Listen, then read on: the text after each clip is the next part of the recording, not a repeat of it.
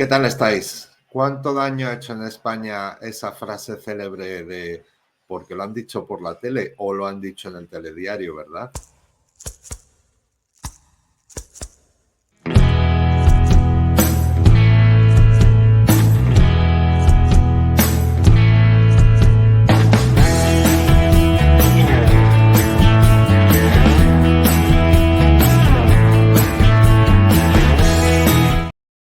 Y sí, esa frase se ha usado en España desde hace décadas. Yo recuerdo incluso a mi abuelo diciéndome, no, lo han dicho en la tele y tal. O sea, desde hace décadas, desde que se creó la tele en España, desde que salió Televisión Española, hemos escuchado aquello de, lo dicen en la tele, lo ha dicho en el telediario, lo han dicho en tal, en cual, perdona, hay moscas, se nota que es septiembre. Lo han dicho en el telediario, lo han dicho en tal. Pero cuanto más daño ha hecho esas frases, ese tipo de frases, ha sido sobre todo a partir del año 2020. A partir del año 2020, el hecho, aquello de lo han dicho por la tele, o ha salido un experto en tal televisión, ha comentado un experto tal o cual en cual televisión, o han salido esos datos de fallecimientos en esta televisión, eso ha hecho un daño tremendo, porque al estar encerrados en casa, mucha gente recurría a estar sentado delante de la televisión continuamente. Y ese hecho, el estar sentado tantas horas delante de la televisión, le hizo mucho daño a la hora de ver realmente lo que estaba sucediendo y analizar con frialdad a qué era lo que nos estábamos enfrentando en ese año 2020. No nos enfrentábamos a ningún bicho raro que necesitaba un medicamento experimental para solucionarse. Nos enfrentábamos a un tema psicológico, a un momento de manipulación masiva de la población. A través de esa manipulación masiva, con datos aterradores, con informaciones impactantes, con noticias que no decían la verdad, sino que manipulaban lo que estaba sucediendo. A partir de ese momento, la gente se vio completamente manipulada, completamente alterada, completamente muerta de miedo con lo que en realidad estaba sucediendo. Ya sabéis lo que yo pienso al respecto, ya sabéis que no tiene nada que ver, que yo creo que no tiene nada que ver con ningún bicho lo que sucedió, sino con lo que nos lanzan a través de las antenitas de marras. Pero bueno, fuera parte de eso, ese tipo de manipulación convirtió a muchas personas en telecreyentes. De ahí nuestra web, esa de cachondeo, de noticias irónicas, de informaciones irónicas, que se llama Telecreyentes. ¿Por qué? Porque la gente, a partir de convertirse en telecreyente, se convirtió en víctima y se convirtió en una especie de víctima de un secuestro. Su cerebro fue secuestrado y se fiaba solo de lo que decía la tele, hasta tal punto que quienes hemos intentado desde el primer día dar otro tipo de información, alertar a la gente sobre lo que estaba sucediendo, nos hemos convertido en víctimas de su ira, víctimas de sus críticas, de su ira, de su cabreo. ¿Por qué? Porque contradecíamos lo que decía la tele y no nos enterábamos de lo que realmente, entre comillas, estaba sucediendo en las UCIs. ¿Recordáis aquella famosa frase que se escuchaba en las redes sociales? Tenías que ir a alguna UCI a ver lo que está pasando.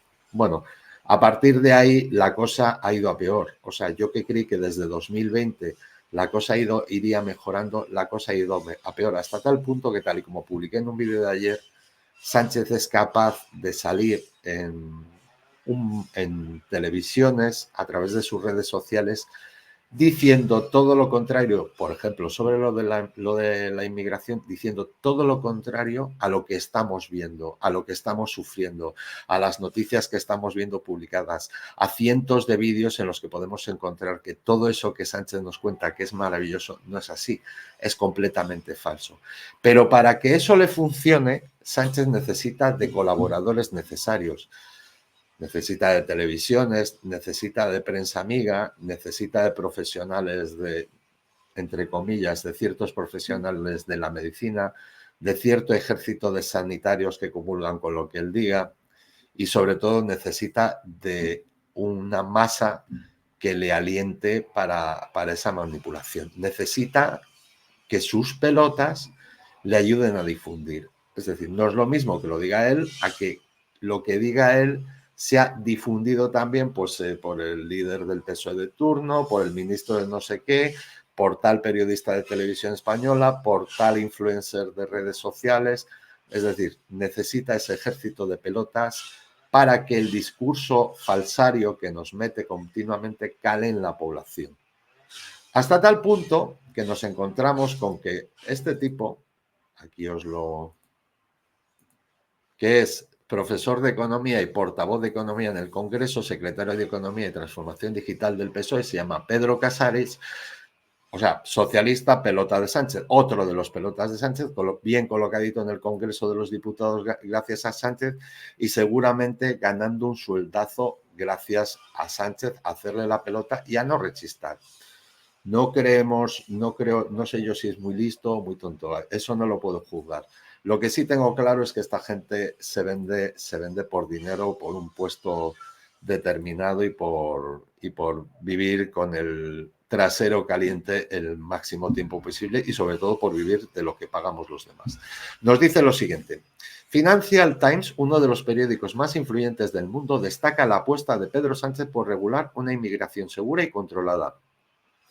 Feijóo habla de efecto llamada, la derecha de siempre más irresponsable que nunca. Lean y juzguen.